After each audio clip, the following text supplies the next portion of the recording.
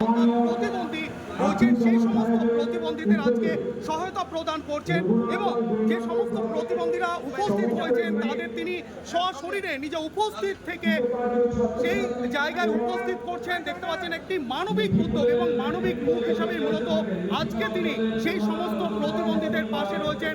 একদমই দেখতে পাচ্ছেন তেগুড়ি খামরাও উচ্চ বিদ্যালয়ে যে সমস্ত প্রতিবন্ধীরা এসে উপস্থিত হয়েছেন, প্রতিবন্ধীদের একাধারে যেমন আজকে শীত বস্ত্র প্রদান করা হবে, তার পাশাপাশি তাদের যে সমস্ত জিনিস প্রয়োজন রয়েছে, ট্রাইসাইকেল প্রয়োজন রয়েছে, সেই ট্রাইসাইকেল বিতরণ করবেন পশ্চিমবঙ্গ সরকারের বিদ্যুৎ দপ্তরের রাষ্ট্রমন্ত্রী আখরুজ্জামান। যতজন প্রতিবন্ধী আসছেন সেই সমস্ত প্রতিবন্ধীদের তিনি নিজেই মূলত সংবর্ধিত করছেন, সম্মাননা প্রদান করছেন।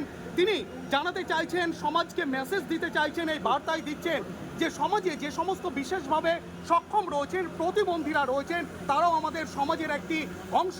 সেই সমস্ত মানুষদের পাশে তিনি মানবিক বার্তা হিসাবে মানবিকভাবে দাঁড়িয়েছেন, এমনটাই তিনি দৃষ্টান্ত স্থাপন করছেন, সংবর্ধিত করছেন। বিশেষভাবে উন্নত মানের এবং উন্নত কোয়ালিটির যে শাল, সামনে যেহেতু শীত রয়েছে, সেই শীতে যেন তারা একটুখানি উষ্ণতা অনুভব করতে পারে, সেই দিকে লক্ষ্য রেখে সেই প্রতিবন্ধীদের তিনি সম্মাননা প্রদান করছেন। একদমই দেখতে পাচ্ছেন সেই দৃশ্য আমরা তুলে ধরার চেষ্টা করছি এই বাংলার পর্দায়। আমরা বিভিন্ন সময় দেখেছি, বিভিন্ন জায়গায় দেখেছি, রঘুনাথগঞ্জ বিধানসভার বিধায়ক তথা পশ্চিমবঙ্গ সরকারের বিদ্যুৎ দপ্তরের রাষ্ট্রমন্ত্রী আখরুজ্জামান মানবিক দৃষ্টান্ত ব্যাপকভাবে তিনি স্থাপন করেছেন। আজকেও তার আজকের তার সেই দৃশ্য আপনারা দেখতে পাচ্ছেন, নিজেই সেই প্রতিবন্ধী